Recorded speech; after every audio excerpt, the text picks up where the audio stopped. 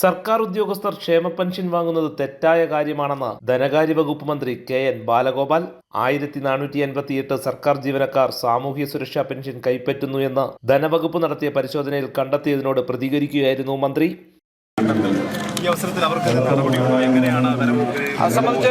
ഇത് സംബന്ധിച്ചൊരു വളരെ ഞെട്ടലുണ്ടാക്കുന്ന കാര്യമാണ്. അങ്ങനെ വാങ്ങാൻ പാടില്ലാത്തതാണ്. അങ്ങനെ വാങ്ങുന്ന ആളുകൾ വളരെ തെറ്റായൊരു കാര്യമാണ് ചെയ്തതെന്നാണ് വകുപ്പ് കണ്ടെത്തിയത്. ശരിക്കും അങ്ങനെ വാങ്ങാൻ പാടില്ല.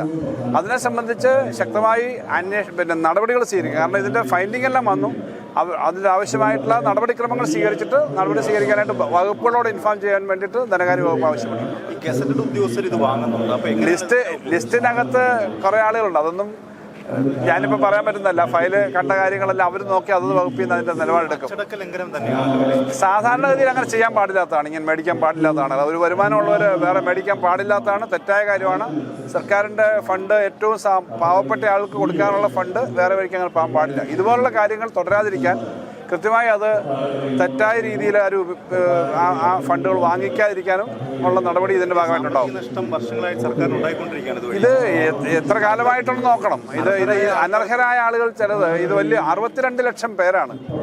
62 ലക്ഷം പേരുടെ ലിസ്റ്റിനകത്തുനിന്ന് ഇങ്ങനെ വരികയാണ്. ചെറിയൊരു നമ്പറല്ല. 62 ലക്ഷം പേരെന്ന് പറഞ്ഞാൽ കേരളത്തിലെ ജനസംഖ്യയുടെ നല്ലൊരു ഭാഗമല്ലേ.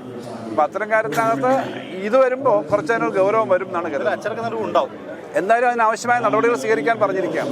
നടപടി എന്ന് പറഞ്ഞാൽ അങ്ങനെ ചെയ്ത തെറ്റായ കാര്യങ്ങളെ പറ്റിയുള്ള അന്വേഷണ നടപടിയാണല്ലോ. അതെല്ലാം ഉറപ്പായിട്ട് വേണ്ടി വരുമല്ലോ.